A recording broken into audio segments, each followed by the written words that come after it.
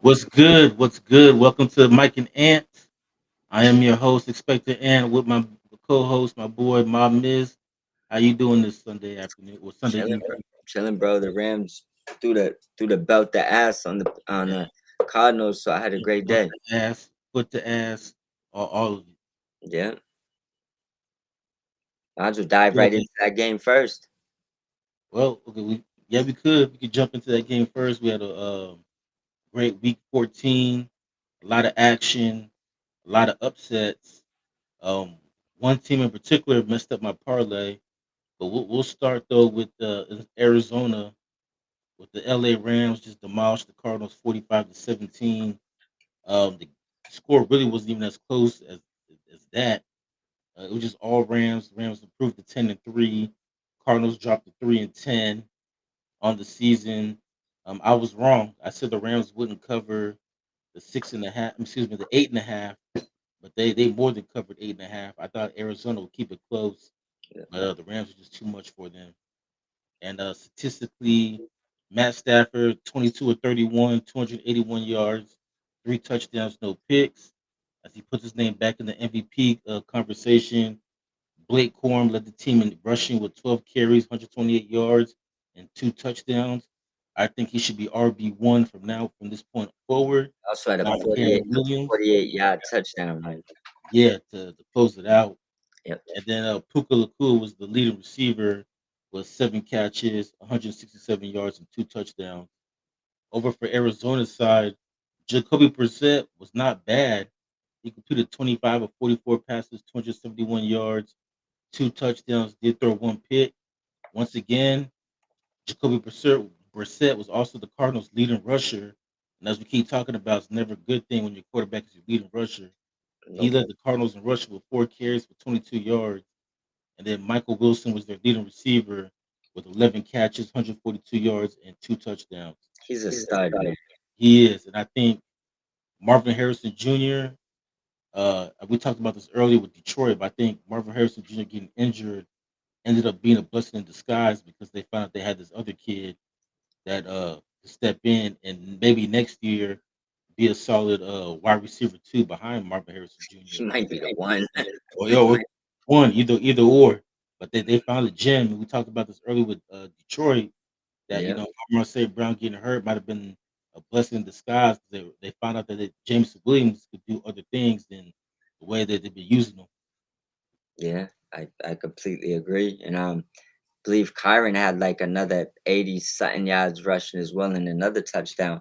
Looking like we have a two-headed monster right now. Yeah, Puka, Kyron Williams almost come Karen.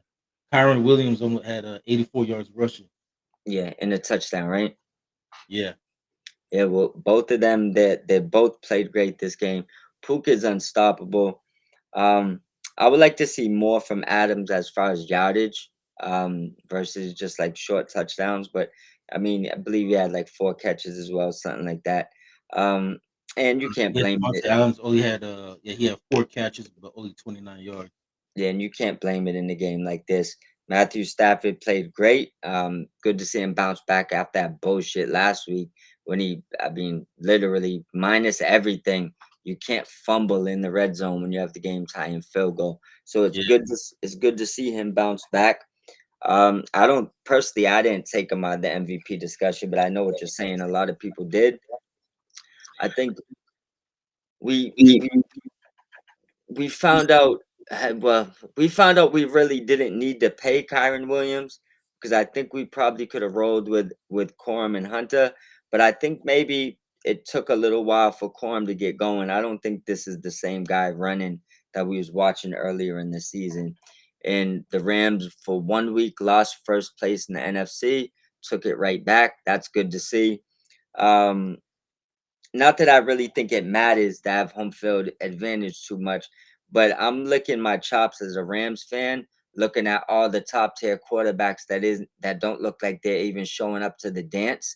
This could be, and I don't want to jinx nothing, but if the Rams play at their abilities, I don't really think there's a team in the NFL that could match them right now, especially if they don't got to deal with a Mahomes or Lamar or Burrow, or even though we've solve that hurdle before. But eh, this looks like an unstoppable team when everything's clicking. Yeah, I'm with you. I think this team could be unstoppable. I still think though, a team in their division, whether it be Seahawks or Niners, they could give them trouble, Yeah, only because they know them so well. And then also too, I'm not gonna, even though I don't think they're contenders, but I have to give love to Green Bay. I think defensively, especially with yeah, their pass rush, they can cause some problems as well. yeah. They turned it up another notch the last few weeks. And then Michael Parsons all of a sudden is after a slow start, he's now second in the NFL in sacks. Well, dive right into it. Let's get into it. Yeah. Well, no, well before we do that though, I just want to say for the Rams, huge win for them. I'm glad that they reclaimed the number one seed, even though it's not deadlocked. They Yeah, still in a battle with two other teams in their division, and but for at least for right now, they're the number one seed. And I think this year, more than any other year, I think getting that number one seed might be important because there's really no dominant team in the NFL. Like to me, it's wide open in both conferences. And so I think maybe getting the number one seed and getting home field advantage this year might mean more than in years previous.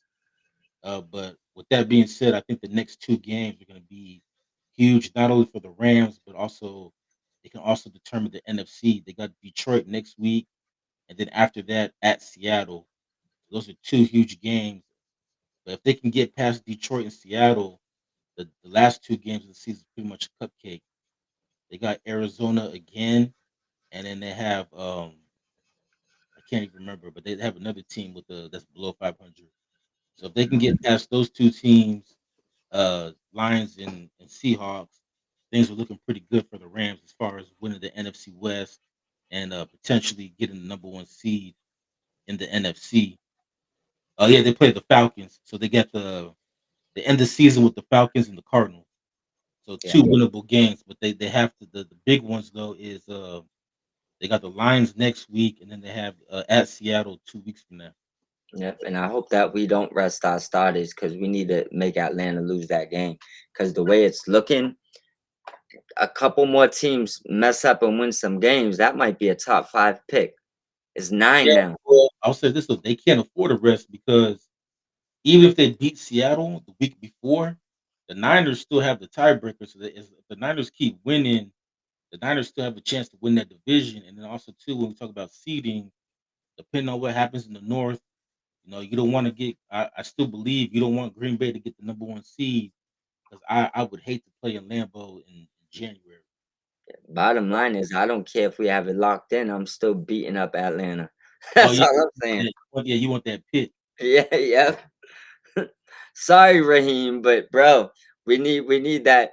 Like, if the difference between this game is me resting my starters and ending up with the seventh pick in the draft, or stepping on you right now and getting pick three, oh brother, I'll apologize after the game. We gonna step on y'all.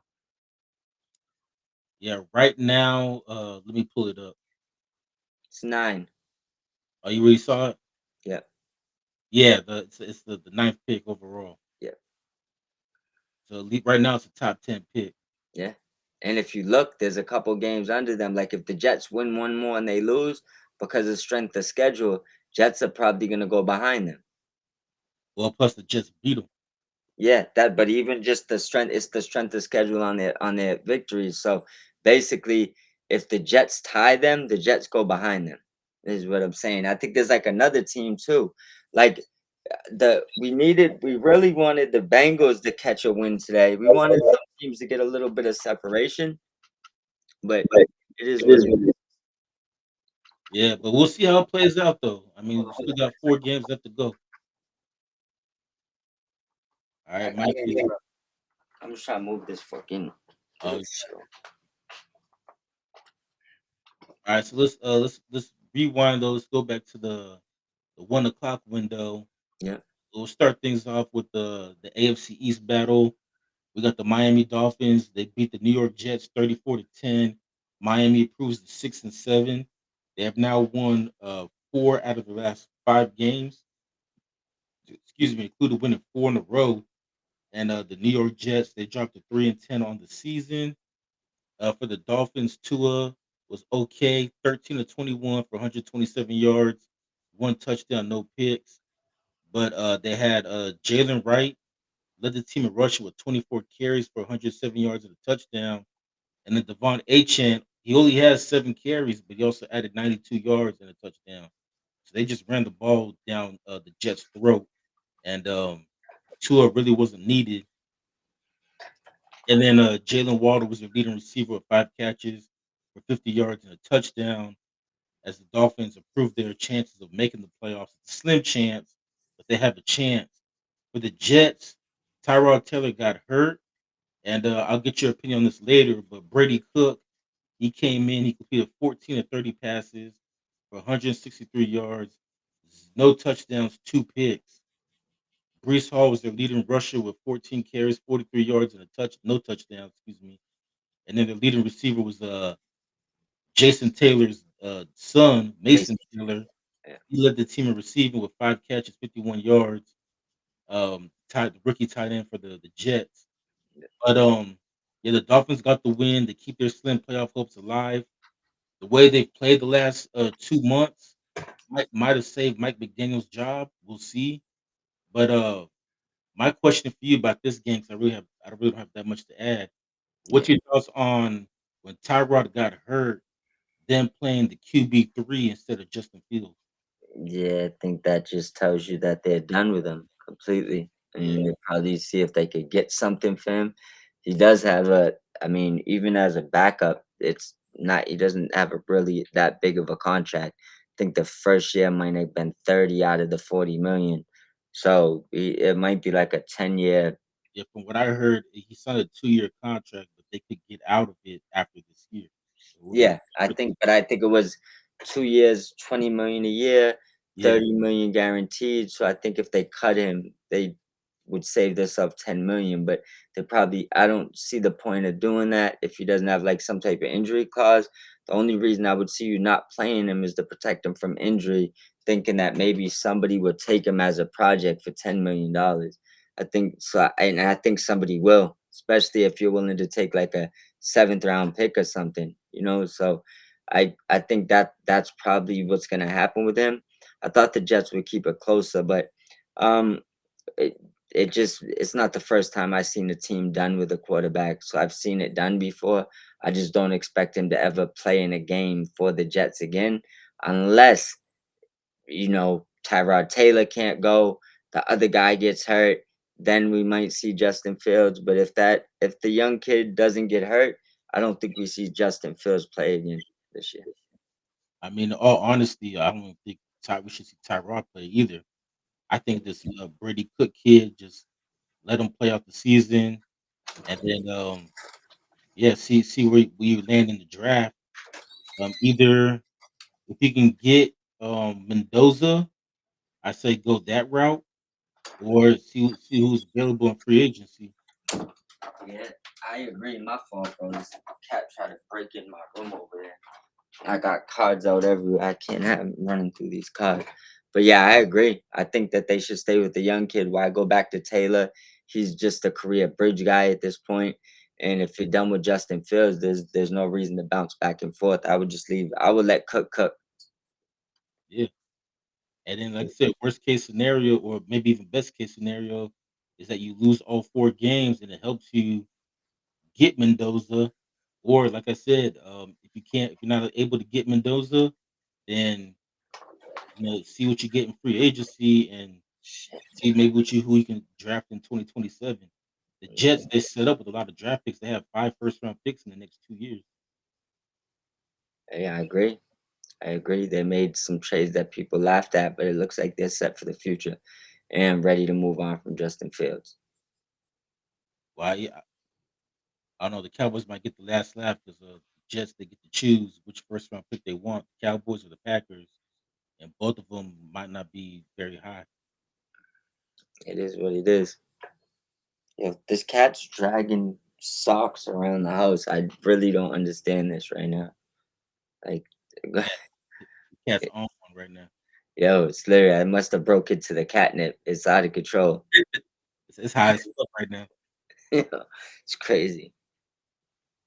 All right, so we'll move on to the AFC North battle. The Yeah, Pittsburgh Steelers.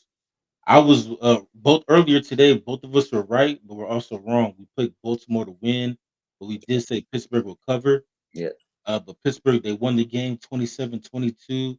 It was a controversial call though. yeah. That was a touchdown. Yeah, with Mark Andrews, that looked like a touchdown to me. It's a It touchdown. was incomplete. But either way, the Steelers got the win. They improved to 7-6 on the season. Baltimore drops to 6-7. The stats: Aaron Rodgers, he played well. He had one of those turn the clock back games. Completed 23 or 34 passes for 284 yards and a touchdown with no interceptions. Ken Gainwell was their leading rusher with 4 carries, 15 yards and a touchdown. It didn't even look like the Steelers even tried to run the ball in this game. Just Yeah. 17 carries for the whole team. Finally unleashed Metcalf. Yeah, DK Metcalf had his best game of the season. 7 catches for a buck 48. For the Ravens, once again, Lamar Jackson was terrible. Only completed 19 to 35 passes for 219 yards, one touchdown, one interception. I don't know what's going on with Lamar. He's been terrible since he came back from injury. I don't know if the hamstring's still bothering him or what's going Something's bothering him, and his receivers suck. Derrick Henry led the team in rushing with 25 carries for 94 yards. And then Zay Flowers was their leading receiver, 8 catches for a buck 24. But yeah, the Steelers win this game. They're now in sole place, in first place of the AFC North. As the Ravens, they dropped to 6-7. But more importantly, the Ravens they go from being the 4 seed to now on the outside looking in. The good news for the Ravens is that they get to play Pittsburgh again later Yeah, on this month. But the way they're playing right now, especially offensively, way they're they playing it should doesn't matter. in this division just by default. Yeah, I mean, someone's got to win it. I guess that's the overall thing. And I think that today the Steelers showed they have a little bit more heart than the Ravens. So they might have sealed the deal today. I mean, we gotta look at everything. But even if the Ravens beat them that game, if they end up with the same record, they still might not end up above them. I gotta look at who Yeah, has the tiebreaker. was the tiebreakers, and I think Baltimore has a tiebreaker. 'Cause, when Well they were then, both tied, Baltimore was ahead of them. they got a shot. But I'd say after watching today's game, it looks like the Steelers might want it a little bit more. Yeah, I agree. And also too, I think a lot of it too, as we talked about earlier, is that a lot of people were saying, fire Mike Tomlin, fire John Harbaugh. It looks like the Steelers they fought to keep Tomlin's job, even though I don't think his job's in jeopardy. Yeah, Some people don't fire coaches, but it just looks like they played harder for him today. I agree. I agree, and I'd say that after watching today's game, I think the Steelers would probably keep that division. But it also wouldn't surprise me if Lamar heats up. But I think the Steelers realize they have a super mismatch with DK Metcalf, and it's time to start utilizing it. Yeah, I don't know why it took them so long to do that, but Yeah, regardless, I think whoever wins this division, whether it's Pittsburgh or Baltimore, yeah, they're clearly going to be one and done in the playoffs. I don't see neither one of them making the run. yeah. There's not many teams I could see them beating either. All right. Anything else you want to add to this game? No, I don't got much for that game. It is a good game because it's a division game, but not a game where there's much to talk about really. I thought the Ravens would win it. Um, that call, I think the refs blew a call there, but I'm not gonna blame the call like that. That's for Ravens fans to do. Lamar needs to play better. Yeah, and they had a chance at the end of the game, and they couldn't do anything offensively. Yep. All right, so the next game we have, and this is the one that pissed me off because it cost me my parlay. But we had the New Orleans Saints upsetting the Tampa Bay Buccaneers 24-20. The Saints improved to 3-10. The Shuck, he was shucking and jiving in this game. But Yeah. and the Buccaneers dropped to 7-6, and the Buccaneers, since that 5-1 start, they've now lost 5 out of their last 7 games, and right now they're tied with the Carolina Panthers for the NFC South, and they still play the Panthers twice. And Panthers, I believe, have the tiebreaker right Uh, now. I no, actually, no. Tampa Bay has a tiebreaker right now. You sure? I thought last time I think when I looked earlier, it showed the Panthers above them in the division standings. Well, Well, yeah, tied, but above them. yeah. Yahoo has Tampa above them. All right. I got to double check that on NFL because I looked at it earlier. But either way, Yeah, to be tied with Carolina right now, Tampa's in trouble. they are, and I thought with them, 'cause they're starting to get healthy. Godwin came back. Bucky Irvin came back, but they're struggling. And we talked about it earlier in the season, and that was like, they kept winning all these close games. Like they kept winning all these games in the final second. And I was saying, like, I don't think that shit is sustainable. At all. Yeah, and it not only has it not been sustainable, but now it's like they can't even win these close games. It's either like if they either played a close game or they're getting blown out. There's no Yeah. in between. And let me read the stats real quick. Tyler Shuck completed 13 of 20 passes for 144 yards, no touchdowns, but did throw one interception. Devin Neal, 19 carries for 70 yards and a touchdown. He was their leading He's gonna rusher. be good. Yeah, but Tyler Shuck, he was better running the football than he was passing the ball. He had 7 carries for 55 yards and 2 touchdowns today. Hey, you gotta do what you gotta do when you're young, man. Yeah, and then Devon Beasley was their leading receiver with 3 catches for 40 yards. For the Tampa Bay Buccaneers, Baker was terrible. He was 14 of 30, which is less than 50%. Only 122 yards passing, 1 touchdown, 1 interception. Bucky Irving was their leading rusher, 15 carries for 55 yards. And then Chris Godwin was their leading receiver with 5 catches for 55 yards. Very disappointing in Tampa. New Orleans got the win, so shouts out to them. What's your thoughts on this game? Um, the Buccaneers stink without Mike Evans. That's my thoughts. Yeah, Without Mike Evans to open up that field and guarantee a win on one-on-one coverage as far as a down the field threat, um, they haven't looked good. Because Bucky Irvin was down for a while, but their running backs was playing all right, especially Tucker and Rashad White had a few good games as well. But I think Baker doesn't look healthy. That would be my overall thing. He doesn't look healthy, he's playing with that left shoulder injury. but you could see it. Is what I'm saying. Yeah, Like like sometimes people play through injuries, and like for example, Matthew Stafford's been playing through a back injury all year. Have you seen it? I mean, yeah, it's not noticeable. That you see what I'm trying to tell you. Like Baker, like this, he's noticeably shaken up, and I think a part of his health and part of it is not having his number one wide receiver and knowing that is gonna be that he's gonna beat his man. You know what I'm saying? So the Bucks just don't look good right now. The Panthers, when put like this, when the Panthers are playing at their best, they look better than the Buccaneers right now. That's all I'm gonna say. When they're playing at their best. They also, when they're playing bad, they look worse than the Buccaneers. But the Buccaneers just haven't looked good at their best, is what I'm getting at. They just at their best they look, pretty average to mediocre. You know, they're not blowing nobody out.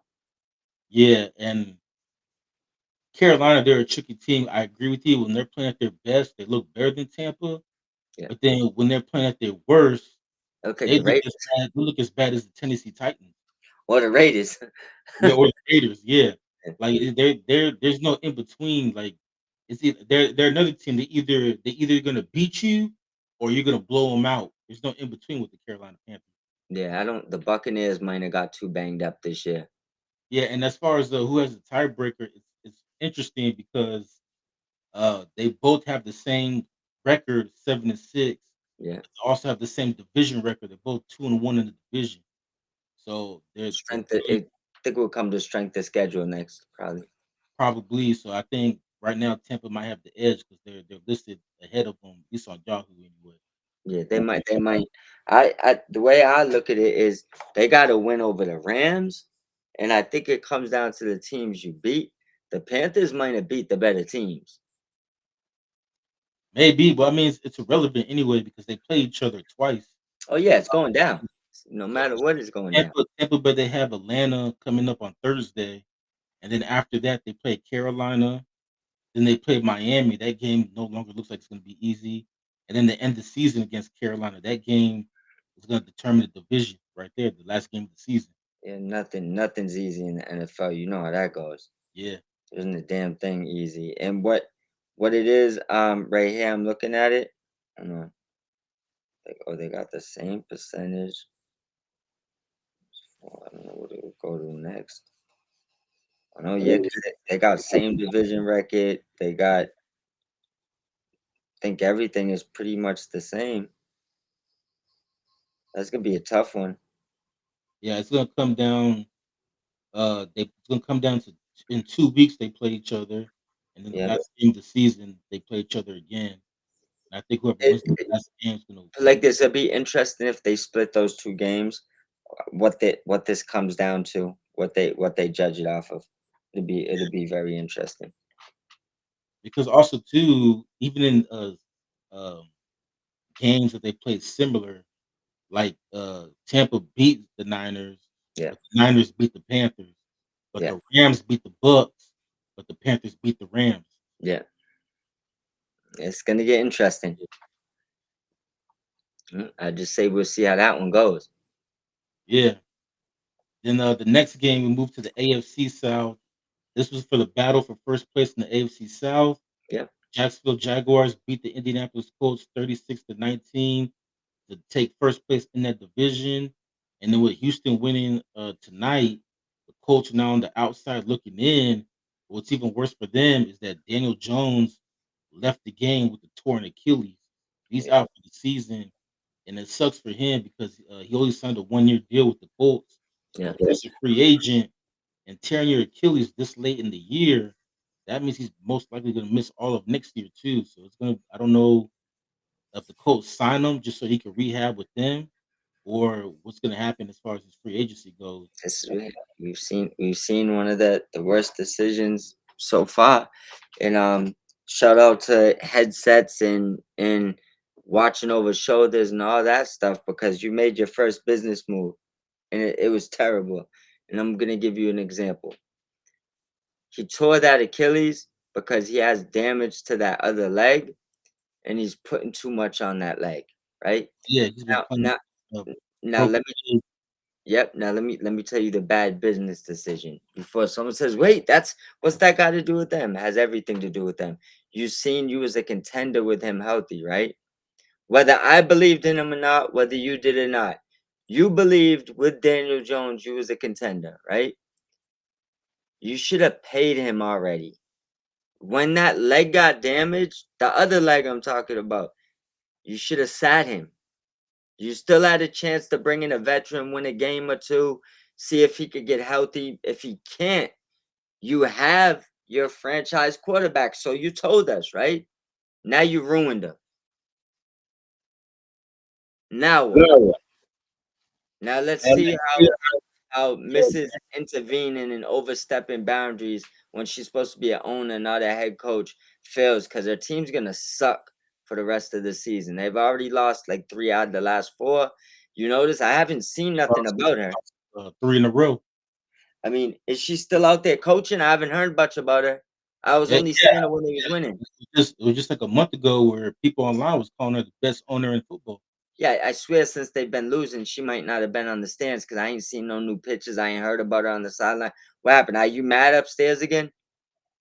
This is why you should have never been on the sideline to begin with, right? Now, like we said in the beginning, we said this team wasn't good. We knew that, right? We knew that this team would most likely collapse, and we've been saying it all year. And I said it like in like week 3 or 4. I'm gonna stop talking about it, but once this team falls apart, we're gonna bring it back up. I just want to see now what. I want to see now that everything isn't peaches and cream and she got the pins and needles on the sideline behind your shoulder, what she's thinking. Is she thinking this is coaching? Is she thinking it's someone else's fault that y'all just broke the quarterback's leg and tore his Achilles? Is she thinking that it was a bad trade to trade for Sauce Gardner now? That is, you gave up 2 first rounders and you don't have a quarterback? You and made and all types of bad Sauce is hurt. decisions. Met all types of bad decisions.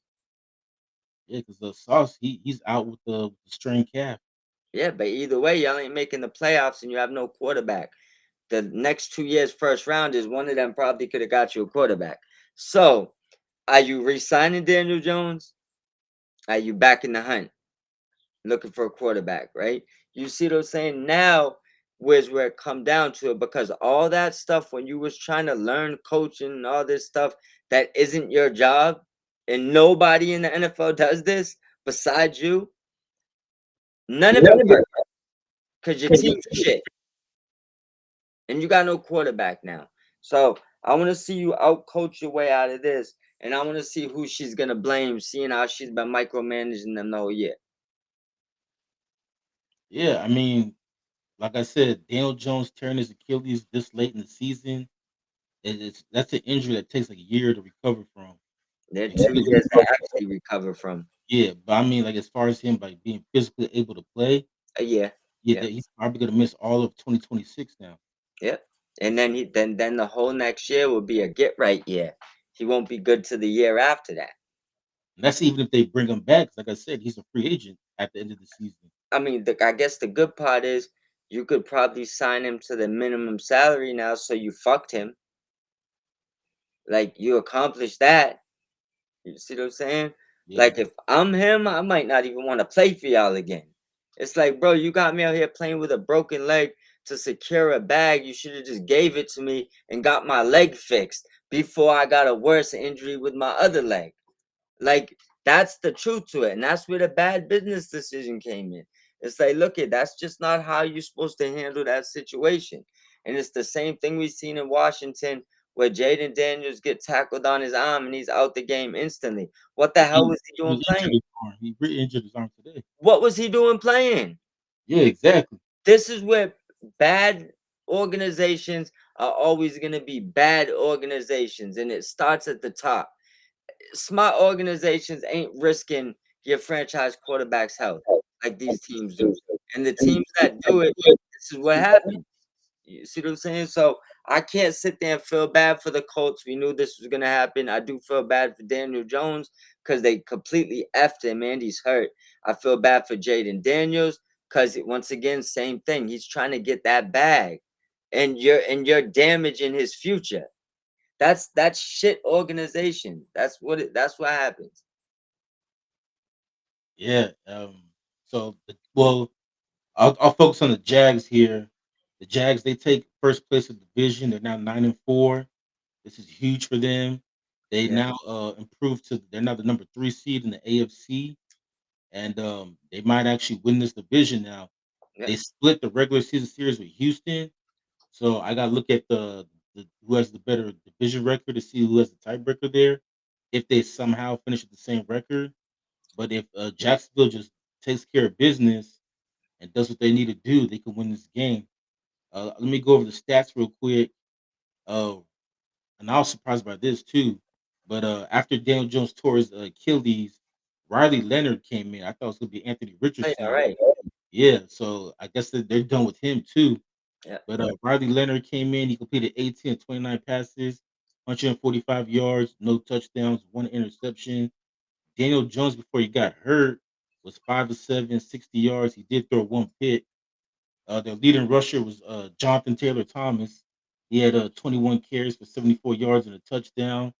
Their leading receiver was Michael Pittman Jr., 9 catches for 79 yards. Over for Jacksonville, Trevor Lawrence was awesome, 17 to 30 for 244 yards, two touchdowns, no picks. Even Nick Mullins, who I forgot was even still in the league, a yeah. former Niner quarterback, he was 1 for 1 for 3 yards. Travis Etienne was their leading rusher with 20 carries for 74 yards, two touchdowns. And then Brian Thomas Jr. was their leading receiver with 3 catches for 87 yards. And Jacksonville right now is now the leader in the AFC South, and they're now the number 3 seed in the AFC. And with the AFC, like again, it's wide open, and so Jacksonville could potentially even make the AFC Championship game, depending on how the seeding Yeah. and the matchups work out. But These young guys are gonna have a chance this year. Yeah.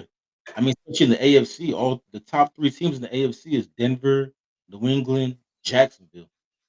If Jacksonville can get Hunter back, I don't know when he's due back, but if they could get Hunter back, get him going, get Brian Thomas looking more like last year, which he looked good. It was good to see him make some plays today. ETN full, I mean, he revived his career, ridiculous. And Lawrence looked good today. I mean, the main thing about Lawrence is don't make mistakes. If he can avoid mistakes, they got a good shot to make some noise in the playoff. Oh, Travis Hunter's not coming back. They put him on season-ending IR after he tore his ACL. Yeah, see, that's what I wasn't sure of. And then Parker Washington's hurt now. Yeah. So they need to get something going on offense. Yeah, they're saying As that far as Travis Noah. Hunter won't be back until, training camp. Yeah, that's crazy. I remember they said it was only a few week injury at first, and they wasn't looking into wide receivers because of that. Clearly, they was. Well, that's why they made the trade for Jacoby Myers. Yeah, yeah, I know, but they said that had nothing to do with him being on the IR for the whole year. Clearly, it did. They did. But they also have, Tim Patrick, who Yeah, played. Tim Patrick's alright. He's alright. I was surprised Detroit actually got rid of him 'cause I liked him on Detroit last season. Yeah, I liked him all the way back in Denver. Yeah, unfortunately for him, he, tore his ACL twice, and they just Yeah, up on him. couldn't stay healthy over there. Yeah. But a huge win for Jacksonville, huge loss for Indy. I feel bad for Daniel Jones, but and also too, Riley Leonard. Never heard of him before today, but I was surprised that Anthony Richards did not play. Yeah, So that just tells me they're pretty much done with him as well. same thing. I just They're gonna probably gonna trade him or cut him after the season. Yep, same thing with Justin Fields. There's no reason to risk an injury because then you can't trade him. Meanwhile, you have Cleveland talking about they're thinking about bringing Deshaun Watson back next year, and they got him practicing right now. Yeah, I don't care what they're doing with him. I'm not listening to any of that noise. Speaking of Cleveland, another upset for today. The Tennessee Titans upset the Browns 31-29. Tennessee improves to 2-11. Cleveland drops to 3-10. Uh, Not much to say about this game. I'll go over the stats. Cam Ward was okay. He had 14 of 28, only 117 yards passing. He did have 2 touchdowns, 1 interception. Tony Pollard, another guy who I forgot was still in the league, Yep. he led the Titans in rushing with 25 carries, 161 yards, and 2 touchdowns. And I think hopefully I say his name right, but Ty G Spears, he led the team in receiving only 2 catches but 28 yards. And then for Cleveland, Shador had a great game, probably the best game of his young career. Completed 23 of 42 passes, 364 yards, 3 touchdowns, 1 interception. He also led the team in rushing, which is bad, with 3 carries, 29 yards, and a touchdown. Quinshaw Judikins only held to just 26 yards on 14 carries. Yep. And then Harold Fannin was their leading receiver, 8 catches for a buck 14 and a touchdown. And the play of the game was after the Cleveland got the touchdown. I don't know what the hell Kevin Stefanski is calling on that 2-point conversion. He got way too cute there, and they didn't get it, and Tennessee was able to hold on for the win. What's your thoughts on the Titans upsetting the Browns 31-29? He didn't want you to know that 2-point conversion, man. He can't help himself. Like he literally can't. Like he won't be there much longer. Like everybody sees what he's doing, man. Cut the crap, man. You dialed up a 2-point conversion after Shador's balling. You dial up a 2-point conversion where you put your running back in, run like a reverse or something. He don't pitch the ball. He does. Way too cute. Look, I don't know what the hell that was about, but what it is this: this team either is gonna belong to Shador Sanders or Kevin Stefanski. And Mr. Stefanski, my brother, I got something to tell you. Coaches will always be fired over franchise quarterbacks unless you're one of those top 5 guys. And you ain't even a top 20 guy. You lying to people. You stealing money and people are on TV lying for you to get hired. You Well, run a shit offense and I'm not impressed. he's living off that coach of the year back in 2023, I think it was, or Yeah. 2022. Yeah, and I also seen the thing where they said it that these broadcasting analysts and a bunch of these people, they'll jump on TV and tote these guys that need to be coaches and trick teams into grabbing them because they're your buddies. He's not a good coach. You won't find any metric that says this guy's a good coach. And you can find metrics this year which show you he will purposely sabotage his team. He should be fired. Like he shouldn't. Like honestly, after the press conference today, if I was the owner, I would have hit the buzz like, "Yo, come upstairs, bro. Let me help you out, right? Pack your fucking shit and get the fuck out of here, man. I'm not even being nice about this. Go." And I'm finding ways to take money back out of whatever's guaranteed because you blatantly are sabotaging the Cleveland Browns right now. It's like blatant. Now that I think about it, I got a quick question for you. You Yeah. think all this bullshit about Deshaun Watson starting next year is because he doesn't believe in Shador? It's because he'd do anything over starting Shador. You could see it. So in his mind, he probably believes he's gonna do that. But in the real world, Back next in, year. in the real world, you'll be fired and Deshaun Watson will be cut by June 1st. It's just how it will go. Shador Sanders showed today. Forget everybody's like, oh yeah, but Ward won against the Titans against the Browns defense. The Titans defense is pretty good. It's not. It's not. That's not their problem. And even if you switch sides, it doesn't even have nothing to do with that. The way the ball moves, the effortless the ball goes down the field, the decision making, the he ripped out his sleeve and still threw something. Bottom line is when you looked at these two guys, and I said this on last week's show, I can't looking at them see a gap that tells me Cam Ward should be in one and Shador should have went fifth. Now I'm gonna double down.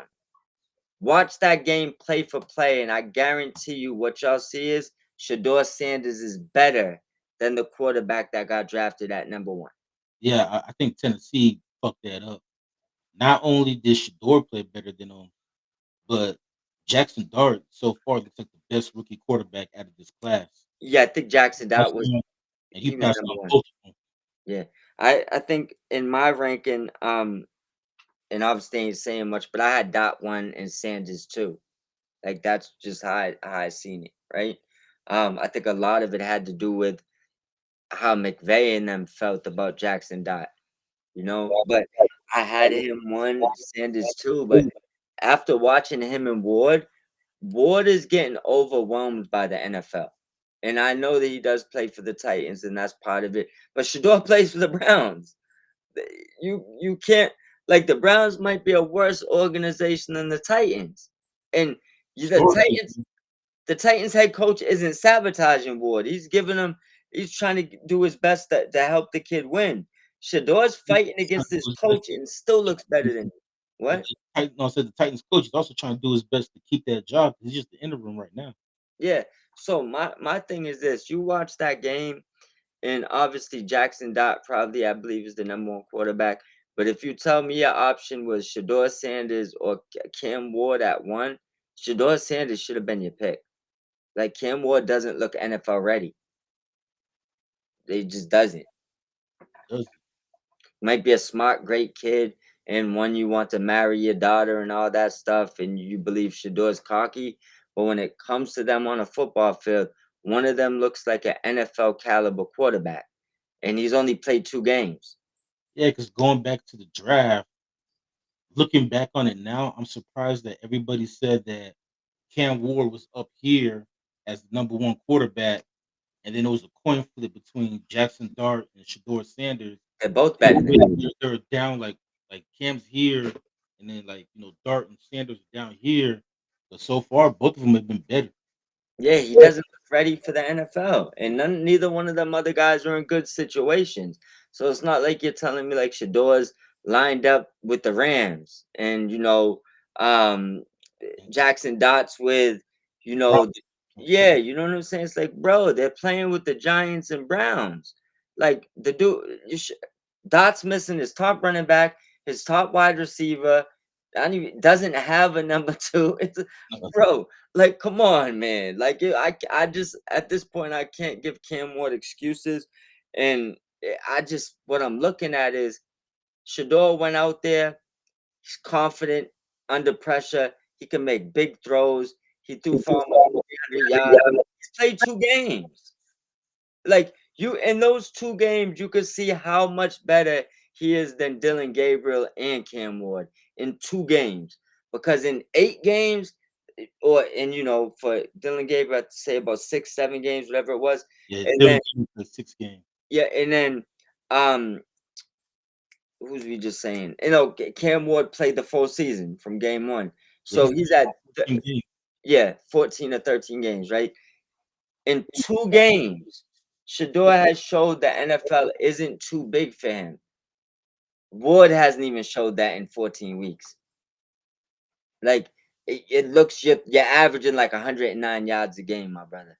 You are not gonna make it in the NFL long. Like I haven't seen anything from him that tells me he's gonna make it to a second contract.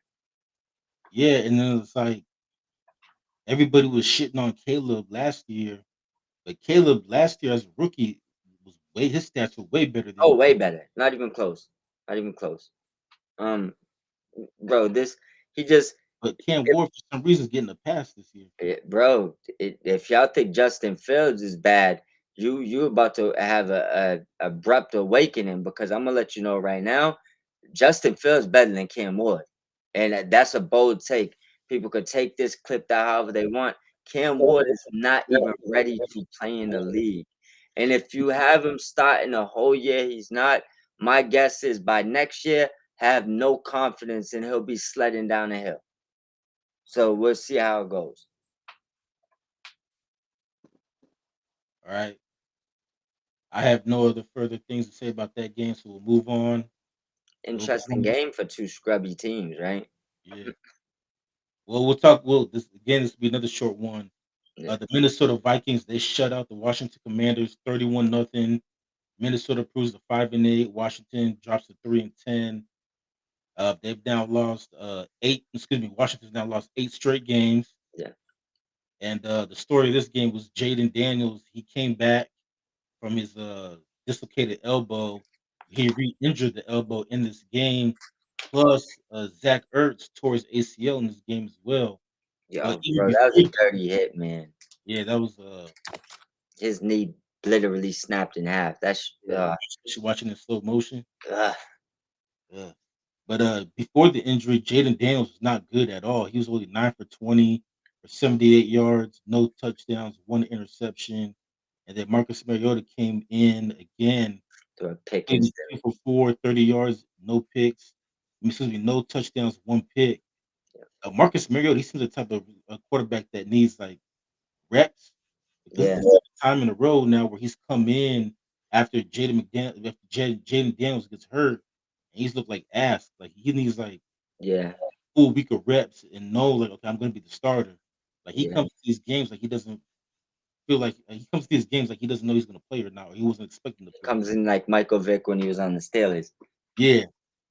Like he acts like he's not expecting to play in these games, Yeah, knowing that, his quarterback is one hit away from him having to play. yeah, But, yeah, Jaden can call McDaniels. Jaden Daniels was not good today. Chris Rodriguez was their leading rusher with 10 carries, 52 yards, and their leading receiver was Terry McLaurin, 3 catches for 41 yards. For Minnesota, J.J. McCarthy was okay. He completed 16 of 23 passes, only 163 yards. So a lot of dink and dunk there. But he did have 3 touchdowns, no picks. It was his first career 3 touchdown game. Aaron Jones was their leading rusher with 14 carries, 76 yards. And then Jordan Addison was their leading receiver with 4 catches, 62 yards. yeah. Not much to add to say about this game other than I don't know what the hell Washington was thinking playing Jaden Daniels. Now he re-injures his elbow, and I don't know if he's gonna play next week. Yeah, I don't know what's going on there. I don't like that decision. I know it's a new owner, new coach, new staff, everything, but I feel like after that RG3 thing, Washington, after what they did with RG3's ACL and stuff, and losing a franchise quarterback after a great rookie season, and looking at this timeline, great rookie season, it's like here we go again, man. And Well, especially for RG, sorry to cut you off, but for RG3, I'll give Mike Shanahan a pass and only for this that it was the playoffs, so I could understand why Mike Shanahan rushed RG3 back because he needed him for the playoffs. The Commanders, they're not going anywhere. They're 3-10. So what's the point of bringing McDaniels? I mean, bringing Daniels back? I just look at it like this. I get the playoffs thing, so he might be a ladder up than what they're doing now. But bottom line is you're playing do or die for one season with your franchise quarterback that hasn't even got paid yet. So not only are you risking his future money, you're risking your franchise 10, 15-year quarterback because your old ass is so thirsty to get a ring right now. Like if I was a player, I would sit and laugh at you like, bro, I ain't even dressing. It is what it is, man. You know what I'm saying? And it's a simple thing. Once you got the money, cool. If I ain't got the money yet, don't even talk to me about this. And that's why RG3 shouldn't have played then. That's why Jaden Daniels, I think, shouldn't have played now. But this game says more about what we talked about in the beginning of the year. The Redskins thought they was better than they were. They overachieved last year. They overpaid for a bunch of different things that weren't worth it. They missed on some draft picks. Um, and they're just not a good team. And then on the other side of this, McCarthy, I think, showed a, a glimpse of maybe what he can do. Wasn't a good game. 16, I mean, 16 completions isn't really saying much. The three touchdowns is good. It was 16 out of 23. That's good. Yeah, but He threw for 163 yards, so just a lot of yeah, even 16 it's just not what you want. I need like 20 plus 220, like that's kind of what I would want out of him. But he showed you a glimpse of what he can do. Unfortunately their season's over when their defense decides they're actually gonna play. Same thing with Mason finally was doing a little bit of work. Justin Jefferson I don't think is gonna stay there next year. He's not getting anything. yeah, there's rumors that he wants out. Yeah, like I got him in fantasy. He's had like 3 to 5 points like the past 4 weeks. I don't know what the hell is going on. But I probably said more about this game than I even had to talk about. So And with even that, today, Justin Jefferson only 2 catches for 11 yards, and he only had 4 targets. yeah, it's terrible. I don't know what's going on there. So um that could be part of the reason why they suck. But with that being said, again, good win for them. I don't know what it does in the grand scheme of things. I think at this point they probably should be losing, It, but it it is gives what it is. gives him a worse draft pick. That's what it does. Yeah, it keeps them away from Atlanta. So let's go. All right. Speaking of Atlanta, we have the Seattle Seahawks at the Atlanta Falcons. The Seahawks beat the Falcons 37-9. Speaking of built to ass, Yep. in this game, Sam Darnold 20 of 30 for 249 yards, 3 touchdowns, 1 pick. Zach Charbonnet led the team in rushing with 7 carries, 46 yards. And then Jackson Smith and the Jigba led the team in receiving 7 catches, 92 yards, 2 touchdowns, as he continues to have his fantastic season. And then for the Falcons, Kirk Cousins, 15 to 30, 162 yards, no touchdowns, 2 picks, and he looks like he's washed. He said he wants to go to a team where he could be a starter. That team doesn't exist. Like ain't nobody trading for him now. Why Like it not? was hard to trade. It was hard to trade for him to begin with because of his contract. But ain't nobody trading for him now. Atlanta's stuck with him. He's gonna be $100 million backup. Oh yeah, you ain't trading them. But Uh, a few of those teams. Bijan Robinson was the leading rusher, 20 carries, 86 yards. And then Kyle Pitts was their leading receiver, 6 catches for 90 yards. And what were you gonna say before I cut you off? On my bad. And I was gonna say he definitely ain't did himself no favors, but some of those passes weren't actually on him. But he's man, listen, he's gonna have to just ask for a release and give back money if he wants to get anywhere else. He's not gonna be a starter. He needs to he's like Russell Wilson in the sense that they still believe that they're instead of being 37, I think in their mind they still think they're 27. And I Yeah, think both of them just look washed. And it's weird because like Kirk Cousins at is 37, he's the same age as Matthew Stafford, but Matthew Stafford's 37 looks different than Kirk Cousins 37. Like yeah. Kirk Cousins looks like he needs to retire, or either that he needs to accept the fact that at this stage of his career he's just a backup. And well, He fair has to say, you know what it is? He's always been average, and Matthew Stafford's always been special. Matthew Stafford's decline is always gonna take longer than his. Like Matthew Stafford could probably throw 60 yards in a wheelchair right now. It's like Kirk Cousins couldn't throw that one in his prime. Yeah, So, right now I don't even know if Kirk Cousins can throw 20 yards. bro, he looks bad, but I'm happy they're losing. I want to see all these 2 and 3 win teams keep winning. If it wasn't for playoff ramifications, I almost would have won the Cardinals to win today so they could get to 4. It's like, look at I need that top fever. I want to get the best wide receiver in the draft. That's what I want. I can't say who I'm eyeing. I don't want people watching what we got doing here. But like, there's that. I mean, they both of them teams gotta get it together. Hold on 1 second. Hold on 1 second. Add in one thing because I gotta text my daughter. My daughter real Okay, well, quick. I'll just add in this for Seattle, huge win. They keep pace with the Rams as far as the top of the division. We talked about the Rams to start this video. The Seahawks and the Rams are now tied at 10-3. Obviously, the Rams have the tiebreaker because they beat Seattle earlier this year, but they do play Seattle again in 2 weeks. Yeah. That game right there could determine not necessarily the division because I don't want to keep forgetting about the Niners. Niners are right there. They're just one game behind both of these teams. Yeah. And Seattle still has to play the Niners again too. Mhm. And, I found this out, but the Niners have the tiebreaker over both teams because the Niners actually have the best record in the NFC as far as conference record. Most Yeah, of the Niners it's losses crazy because at the easiest schedule. yeah, but I was gonna say most of the Niners losses this year came against AFC teams.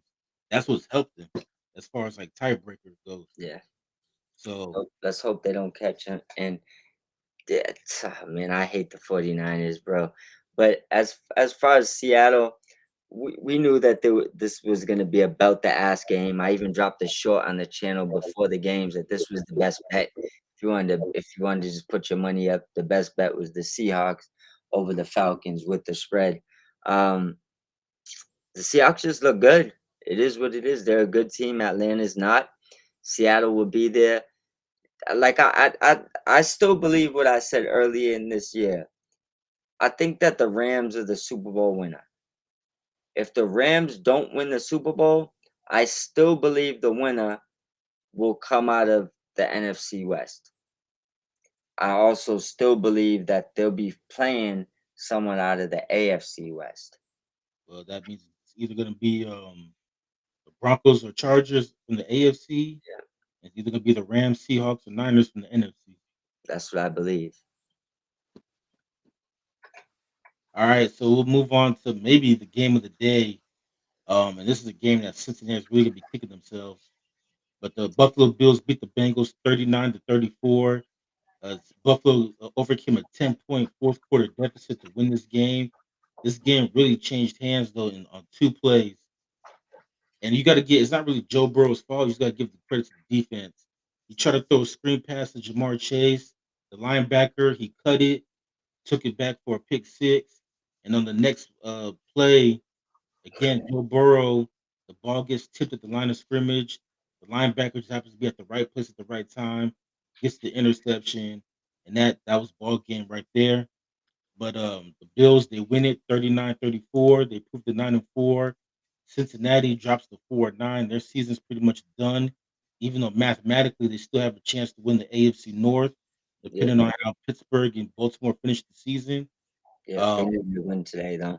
yeah, they really did. As for Buffalo, they still have a slim chance in the division. They play New England next week.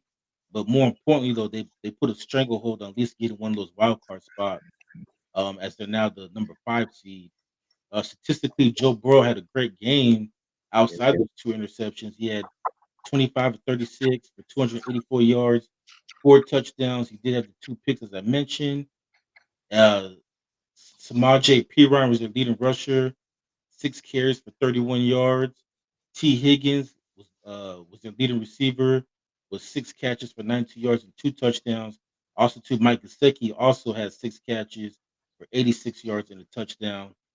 yep, And then for Buffalo, Josh Allen was also great. 22 of 28 passes, 251 yards, 3 touchdowns, no picks. James Cook led the team in rushing with 18 carries for 80 yards. Josh Allen also added another 78 yards rushing too and a touchdown. and then Dawson Knox was their leading receiver with 6 catches for 93 yards. Good game for Buffalo. Seattle, Cincinnati. I hate that they lost. This is another game that both of us are right and wrong. We said that Cincinnati would cover the 6 points. They did. But we also picked Cincinnati to win, and they did not win the game. But what's your thoughts on this game between the Bengals and the Bills? Um, I honestly a few thoughts on the game. I think the Bengals let this one get away. They had the game all the way down to the last 5 minutes. That's my first thing. The second thought I've seen in this game is the Bills are no threat to win the Super Bowl. They're just not.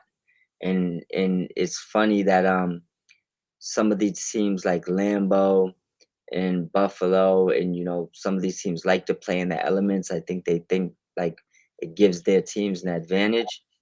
Bills don't look good in the cold. Don't look no better than any other team. Same with Jordan Love in the cold. You don't look no better than any other person. I feel like I, you, I think it only gives them advantage against West Coast teams and dome teams. yeah, but I think that if you have a real good team, you just line up and beat the team. You want to play in good weather, Yeah, like put the roof on the goddamn building. It also sucks watching it from TV. Like it's like it doesn't. We don't need to deal with that. But especially when you can't even tell we're out with the out of bounds mark is. yeah, but like my main things that I kept with this game is I look at the Bills like a one and done playoff team if they don't stink it up and miss it somehow. And I look at the Bengals like they've thrown away at least 3 games this year that they had won. And that's the difference between them being in the playoffs and where they're at right now. Yeah, actually, I felt like I jinxed them because I texted you like, "Hey, you got the Cincinnati game right," and then after I text you that, man, that everything just fell apart for them. Hey, Joe Burrow decided he was gonna throw the game away. He put in his parlays. He was like, "Look it, I got y'all." Yeah, so I felt like I jinxed it. For Cincinnati, like you said, they blew at least 3 games this season. That's the reason why they're not going to make the playoffs. For Buffalo, I I, I kind of agree with you, but at the same time, this if there's ever a year for them to make the Super Bowl, this is it because there's going to be no Kansas City, no Cincinnati. Those have been the 2 teams that have not been able to beat in the playoffs. As a matter of fact, today is actually the first time in Josh Allen's career that he's actually beaten the Bengals. Um, so there's no Kansas City, no Cincinnati. The door is wide open for Buffalo, and I know Denver looks great, but they're still a young team. New England's a young team. Jacksonville's a young team. So if there's ever a year for Buffalo and their experience, this is the year. And right now, it looks like they'll be playing. If the season were to end right now, they'll probably be playing Pittsburgh in the first round. I could see them beating Pittsburgh. I Then the could also second see them round, losing. I could also see them yeah, losing to them. true, That's the true, problem with the Bills. true. I'm just saying though, like if there's ever a year for them to actually get over Yeah, the hump, this has to be the year because the teams that have been the thorn in their side for these last like 5, 6 years yeah, are not making the playoffs this year. So if there's ever going to be a year for them to actually get over the hump, this has to be the year. yeah. My guess is that the Broncos and the Patriots would stomp on the Bills in the playoffs right now. I think their teams are just Yeah, designed to step on they'll play one of them in the second round. I just think that the Patriots, especially, I think Vrabel designed them to punch the Bills in the face, and I also believe that the Denver Broncos are designed to punch either the Ravens or the Bills in the face. Probably even the Chiefs, which is why they punched them in the face twice this year. So I don't know, man. It's just one of those things. Like Josh Allen just seems to be like when he's gonna be a Jim Kelly, bro. The difference is he's not going to 4 Super Bowls in a row. I He was about might to not say never go to one. Kenny got to the Super Bowl. Now I'm just talking about ringless. That's what I'm talking about. Jim Kelly at least went to 4 Super Bowls in a row, you know. But at Jim Kelly also at least had a number one wide receiver. They don't feel they need to give Josh Allen that for some reason, and that's on them. But They I they don't got rid of him. I know, and he looks amazing in the team that's better than them right now. Yeah. Yeah, yeah, but it is what it is, man. All right. So the next game we have the Denver Broncos beating the Las Vegas Raiders 24-17. Mhm. Um, as we mentioned in our picks, I was kind of iffy on the point spread because Denver was 10-point favorites. Yeah, And I was like, Denver, they don't blow nobody out. yeah, But you never know with the Raiders, especially with Geno. The yeah. best thing that happened to the Raiders, though, is Geno got hurt, and the offense looked better with Kenny Pickett than it did with Geno Smith. You've been asking for Pickett. Yeah, I was saying, like, why not just play Kenny Pickett? He can't be any worse. They actually look better with Kenny Pickett. Of course they did. He's better than Gino. It's like, duh. Gino can't break records on the bench, man. I don't like this. I wanted to put up the interception counter, and I couldn't even do it this week because he didn't play. Yeah, I was watching the game. I'm like, the Raiders might have like maybe an extra 2 or 3 wins if they just play Kenny Pickett. I don't know why they they they decided to stick with Geno all this time. Yeah. But we'll see how Geno's injury, how bad it is, and if it'll keep him out. But the stats real quick, Bo Nix, I mean, statistically it looked good. He completed 31 of 38 passes, but he only had 212 yards, so just a lot of dink and dunks. Yeah. And then RJ Harvey, excuse me, was their leading rusher with 17 carries, 75 yards, and a touchdown. Cortland Sutton was their leading receiver with 6 catches, 62 yards. For the Raiders, Geno Smith, he completed 13 of 21 passes for 116 yards, 1 touchdown, no picks. But like I said, he got knocked out in this game. And then Kenny Pickett came in. He was 8 for 11, 97 yards, 1 touchdown, no picks. Yeah. Ashton Genty was their leading rusher, only 10 carries for 30 yards.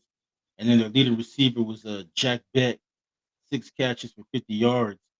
But yeah, my takeaway from this game is Denver. They look good defensively, offensively, still a lot to be desired.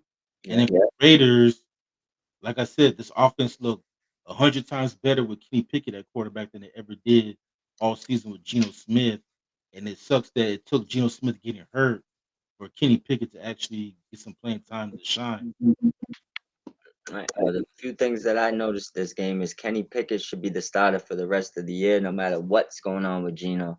Even if he just broke a fingernail, you just leave Kenny Pickett in for the rest of the year. That's the first thing because you might have Now the some. Raiders have the number 2 pick, so I Yeah, think Geno win there, try to get the see if they get that number 1 pick. I just think Kenny's young. You got to look what you have there. He hasn't. He has a chance to revive his career like some of these other guys. You got to let him play.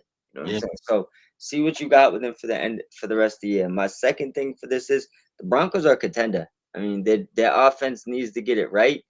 But their defense is so good they have time to get it right. I mean, game wise, they don't gotta play perfect because their defense is real, real good. So I do believe they're one of the top two, three actual contenders in the AFC, and it wouldn't surprise me if they end up in the Super Bowl. So I do think they're really good. I still think they need more from Evan Ingram. Um, they probably might be. I like what they got going on with Franklin and Sutton. And there's another guy over there I like, and Mims is all right, but I think they're probably an actual two away from being really, really good. You know what I mean? Like Franklin, I think is working as a good two due to the simple fact him and Bo Nix played together in college, so they just got a good connection.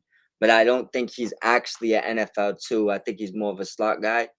But I like what they got going on, minus what they have at their two at wide receiver.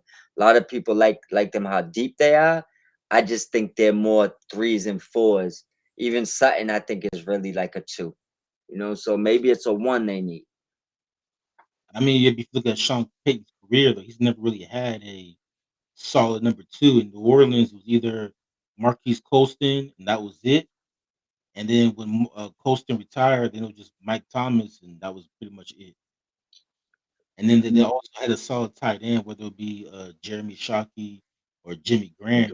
Yeah, Like he never really had like a solid number 2 in New Orleans, and he seems to be doing the same thing here in Denver. The only thing that would make me nervous though about the Broncos, and I do agree with you, I think defensively that they have a Super Bowl defense. yeah, The thing that would make me nervous though, if I was a Broncos fan, is that what if that defense has a bad game like they did against the Giants, where Jackson Dart just lit them up? If that happens in the playoffs, can their offense make enough plays like they did against the Giants to bail them out and win? or will they just get blown out? That's what makes me nervous about the Broncos That's offensively. it's gonna come down to if it happens or not. Yeah, but yeah, and as for Kenny Pickett, though, I do agree with you. He is young enough. Let me look at his age real quick. Like He 26, is he 27, is young enough to where maybe he's 28. only 27. Yeah, I knew it was He's something still around. young enough to where he could resurrect his career, Yeah, if given the opportunity. I just feel like with Kenny Pickett, he's never really been given the opportunity. Pittsburgh pretty much gave up on him after like 2 years. they He did didn't even let him throw the ball like that when he was over there. no, and then he did win the Super Bowl last year as Jalen Hurts' backup, and he But looked good to me when Jalen Hurts got hurt. He actually looked good, and that that's the offense, game. That's the game you analyze with him. He can throw. That's the yeah. one game you would analyze You right give him there. AJ Brown or Devontae Smith, all of a sudden Kenny Pickett looked like an NFL quarterback. Yeah, And then today he looked. I mean, even though the Raiders don't really have a great receiving core, yeah, he looked better than Geno Smith playing in that offense. for sure, 100%. I think I said earlier I was joking, but I was giving you my honest opinion. I think at this point in his career, Kenny Pickett's better than Geno Smith. It just is what it is. Yeah, I mean, like I said, it took Geno Smith getting hurt, but I don't know what took the Raiders so long to see that they need to be playing Kenny Pickett all along. Yeah, I agree. All right, we'll move on to the NFC North. Maybe the game, well, not the game of the week, but maybe the game of the year in the NFC, or the most important game for the NFC this week. Yeah, The Green Bay Packers beat their division rivals 28-21. They improved to 9-3-1. The Bears dropped to 9-4. And this was a huge loss for Chicago because they started off the week as the 1 seed and they ended now as the 7 seed. While the Packers, they move up from the 6 seed to the 2 seed. yeah, And as far as, and they're now in first place in the NFC North. They do play each other again in 2 weeks. As for, and also this is a huge game too for the Detroit Lions. yeah, Now they're only one game back of Detroit. Excuse me, one game back of Chicago, and obviously Detroit has the tiebreaker because they beat Chicago early in the season. yeah, Caleb Williams for this game completed 19 of 35 passes, 186 yards, 2 touchdowns, and then the game-losing interception. Again, a lot of dinking and dunking, just 186 yards passing. DeAndre Swift was the leading rusher, 13 carries for 63 yards. Luther Burden the third was their leading receiver, 4 catches for 67 yards. For Green Bay, Jordan Love was efficient. He had 26, completed 27 to 25, excuse me, completed 17 to 25 passes for 234 yards, 3 touchdowns, did throw 1 pick. Josh Jacobs was 20, led the team rushing with 20 carries, 86 yards and a touchdown. And then Christian Watson was their leading receiver with 4 catches, 89 yards, and 2 touchdowns. Real quickly, I'll say for Green Bay, a huge win. They look like a Super Bowl contender in this game, especially defensively. Caleb and the Bears offense did get them back in the game in the second half. Because at one point the Packers were up by 10 in the first half, and then yeah, the Bears were able to get it closer. And what I did not count on was Ben Johnson. We did not talk about this earlier because I didn't know about it, but they talked about it during the telecast during the game that Ben Johnson was talking shit this week, talking about the reason why he took the Bears job was so he could beat the Packers twice a year. And the Packers had something to say about that as yeah. they beat the Bears today. Yeah, that's what happens when you put your foot in your mouth. He was feeling himself, but I was feeling him earlier too when I said dub is. So I have my worst week picking out of the whole season. I think I went 6-7 today. It was ridiculous. Um, Still smoking the sports center. Everybody on there picking their picks. I got by like six right now. The proof is in the pudding. It's there for people to see, right? But at the end of the day, though, I had a terrible week, and this was one of the games I was feeling the I mean, so I was feeling the wave with them. I had the Bears going and continuing on carrying on this division, but the Packers said in their most prolific Stone Cold voice and threw back a cold brew and then told them to hold the other one. So it was what it was, bro. Good win for the Packers, and the Bears need to regroup. I do think the Bears have potential to be the better team, especially going forward. But the Packers little bro them today. They did, and for the Packers, I'll give credit where credit's due. We've been shitting on them all year because we Yeah, don't understand why everybody's has them going to the Super Bowl. yeah, I will say if they play the way that they did today, both defensively and offensively, yeah, this team could go to the Super Bowl. yeah, Jordan Love was efficient outside of that one interception, and then defensively, they get after your quarterback. They got after Caleb Williams today. On Thanksgiving, they got after Jared Goff, harassed him. Michael Parsons, all of a sudden, after having like no sacks for the first like 6 or 7 games, he's now second in the league in sacks behind Miles Garrett. So I mean, this Packers defense, and also too, I think Rashawn Gary too is also up there too with sacks. So I mean, yeah. this Packers defense, they get after it. They force a lot of turnovers, and they're gonna be a tough team to beat. And I know you said that whoever comes out of the NFC will probably come out of the NFC West, but they could be the one team outside of the West that could make it out of the NFC if they play the way they did today, and I not like agree. what they did, in some games where they, tied with Dallas or got beat by Cleveland. Yeah. I just don't. I don't know if I could see this Packers team beating the Rams. I think the Seahawks might give them fits in the playoffs. I mean, it. I don't know. I think it just comes down to how high you are on Jordan Love, and I'm not the biggest Jordan Love truther, so I don't trust him in big moments yet. Well, the one thing though would be the coach, because one thing I know about McVay is that sometimes he lets his homeboys get the best of him. And Yeah, Alex was one of his homeboys. I think until the playoffs gets here, and then I Yeah, think the last favor he did was for Jared Goff, and Jared Goff not winning the Super Bowl said, you know what, I ain't doing no favors no more. It's like, look it, that's it, bro. I mean, because he could took the field goals to win that game, tie that game. He just kept turning them down. It's like, bro, are you really trying to give golf one because you feel bad? Like, just let me know, because then I could maybe get on board with it a little bit. But I don't see, think. I think Goff would have won the Super Bowl that year if his coach kicked field goals instead of going for it on fourth down every Yeah, time. yeah, I know. McVay didn't kick field goals only for your coach to do the same thing. Ain't life a bitch. Yeah, But um it's definitely gonna be interesting to see what happens down the wire. But the Packers look good. They deserve all their kudos. The Bears didn't play, horrendous, but Caleb reverted back to some of his dumb shit. That last interception of the game, he had DJ Moore for a walk-in touchdown.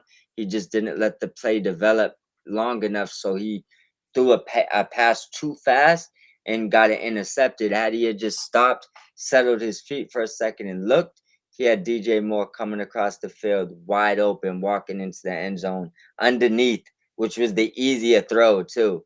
yeah. So He tried to force it to full commit.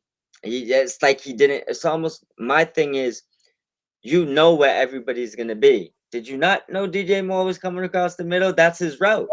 You call the routes. You call the plays. You know where he's running a post, a streak, a 5 yard in, a 5 yard out. What you know what everybody's doing.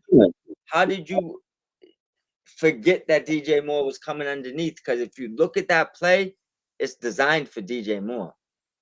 He's the open man. The guy over the top brings the safeties to the corner of the end zone. The guys underneath drag over to the left, and he comes behind everything, streaking straight across the middle of the field. It's the easiest play in football to connect with. He had nobody on him. So once again, that's a Caleb problem. Now that's where sometimes the special gives you a problem, because had he had not been special, an average quarterback would have known where DJ Moore was coming across the Yeah, middle. that's the Brett Favre, Matthew Stafford in them, where it's kind of like Yes. I know I'm special, and I know on my best day I can make this throw, Yep. so I'm gonna go ahead and throw it and Yep. launch into the wind. Exactly. When any other quarterback, even if that guy in the back of the end zone looked open, he would have took a breath and threw it underneath, knowing that DJ Moore is coming across and there's nobody in the middle of the field. He's walking in. Like so that's it's just a little bit of that. You trust your arm too much and you have googly eyes for the same people over and over. It's just the tunnel vision shit. A lot of the best quarterbacks have it. They get this severe tunnel vision and they think they could get every pass to whoever they want to throw it to. And I was expecting him to actually diversify the offense today because his boy Roma Dunze was out. Yeah, So I thought, no. okay, DJ Moore should have a good game. No, he just doesn't. He doesn't, for some reason, doesn't have a, and it's not that he can't get him. He doesn't have a connection with DJ Moore where he's going to him consistent. Just doesn't. Yeah, that's what I was about to say. Instead of going to DJ Moore, he decided to go to the tight ends. Komet and Loveland had a good game today. Yep, it's like Detroit used to do when Amon St. Brown goes down. They're flooding three tight ends, guys you don't even know. You know what I'm saying? Tesla, I mean that's the only wide receiver. I just want to throw that name out there. but long story short, they're feeding Laporta. There was another tight end over there, and then Yeah, finally right. something like that. And then finally this year, when Brown goes down, they let Jamison Williams run the route tree, and it's like, oh shit, what was we doing? You know, similar type thing. It's like, bro, DJ Moore's your probably your best wide receiver right now, even with Roma Dunze on the field. I don't know if Roma Dunze is better than him. I know he gets more targets than him, and he's not a part of their offense. They should have traded him before the deadline. They could have got a lot more from at the trade deadline than they will next year. I think the only reason why they didn't trade him because they just gave him a huge contract this offseason. It is what it is. A couple other people traded people that got huge contracts this year. True, true. It is what it is, man. Just eat the money and make the trade. All right, so that was the last game for today. Real quickly before we jump off of here. Here's the playoff standings as it stands right now. Yep, So on the NFC, the Rams are the number one seed. Green Bay jumps up to the two seed. Philly's still at three. Tampa Bay is still at four. Seattle's still at five. Uh, Frisco, they jumped up from 7 to 6. yep. And then the Bears, they dropped from 1 to 7. Ouch. Yeah. And as far as the AFC goes, Denver's still the number one seed. New England's still the two seed. Jacksonville's still the three seed. Buffalo moves up from, excuse me, Pittsburgh's now the four seed as they overtake Baltimore. Buffalo jumps up from 7 to 5. They're now the five seed. Yep, And then the Chargers, they jumped up. So the Chargers, they moved down. The Chargers went from 5 to 6. yep, If they win tomorrow, they can actually go back to five. Bills will drop back down to 6. yep, And then Houston, they're now the number 7 seed as the Colts are on the outside looking in. yep, So the only change in the AFC is that Houston moves up to 7. Colts is now on the outside looking in. yep, And then Pittsburgh, they overtake Baltimore. They're now the 4 seed. And then Buffalo moved up from 7 to 5, even though that could change depending on what happens tomorrow between the Chargers and the Eagles. yep, And the NFC, the biggest change was the Rams are now number 1. The Packers are now number 2. And the Niners, they moved up from 7 to 6. And the yep. Bears dropped all the way down to 7. It's gonna be interesting. I don't think we get much more changes in the rotation of how it is. Maybe number adjustments, maybe one team, but well, I feel like a few teams will flip in order, but I don't feel like many teams will go out and in right now. It's probably pretty much as locked as it's gonna get. Yeah, I will say though for the AFC and both the AFC and NFC, I think for those wild card teams, you want to get the number 5 seed. Yeah, In the NFC, I'd rather play Tampa or Carolina than Philly or Green Bay. Same thing in 100%. the AFC. I would rather play Pittsburgh than having to play Jacksonville or New England. Yeah, I agree, 100%. But it's getting late. Well, listen, I got us with Yeah, that. yeah, I'm over there getting sleepy. I'll put it like this. I want to give a shout out to the sponsor, W Energy. Make sure you scan that QR code. I actually need some of it myself right now. Wake up to W Energy, get through a nice 8 hour shift. no struggles, no yawning like I'm getting through right now. But when you scan that QR code, put in code Mob Squad 508. It will give you 10% off all your purchases. Don't forget to smash the thumbs up, like, and subscribe, and follow us on Twitter at Mob Squad 508 and at Inspector_Ant.